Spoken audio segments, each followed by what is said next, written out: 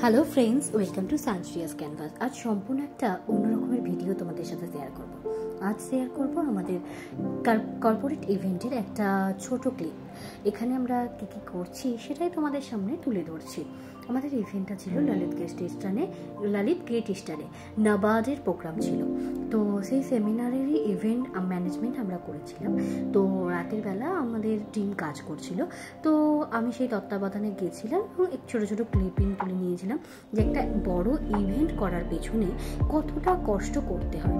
এই দেখো, ওদের ব্যাকড্রপটা এখানে রেডি করা হচ্ছে, তার সাথে সাথে ভিআইপি সোফা ছিল এবং আরও অনেক কিছু ছিল, চেয়ার, এগুলো হোটেল থেকে প্রোভাইড করেছিল। এই দেখো, আমি দেখছি সব ঠিকঠাক করে হচ্ছে কিনা।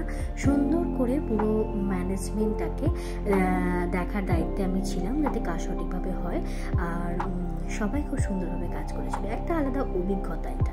অনেকেই হয়তো তোমরা জানো, এ দেখো যে সোফাগুলো, ভিআইপি সোফাগুলো ছিল সেগুলো সুন্দর করে পরিষ্কার করে দেওয়া হচ্ছে, একদম ঝাঁ চকচকে বলতে পারো, কর্পোরেট মানে তো তাই।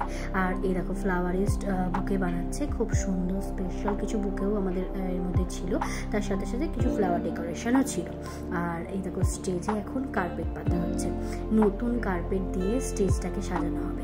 একটা বড় ইভেন্ট যখন আমরা দেখি, সেই ইভেন্টের পেছনে কত ছোটোখাটো কাজ থাকে, আর সেই কাজগুলো এই মানুষগুলো সম্পন্ন করে। তাই অত সুন্দর একটা ইভেন্ট আমরা যারা ইভেন্টে যায়, সেই ইভেন্ট আমরা দাঁড় করাতে পারি।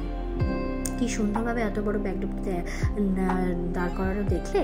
আর এই দেখো, এত ফ্লাওয়ার দিয়েই আমাদের এই স্টেজটা ডেকোরেটেড হবে। তো সেই ফ্লাওয়ার ডেকোরেশনের কাজও শুরু হয়ে গেছে, আর এই হচ্ছে তার একটা ফাইনাল লুক।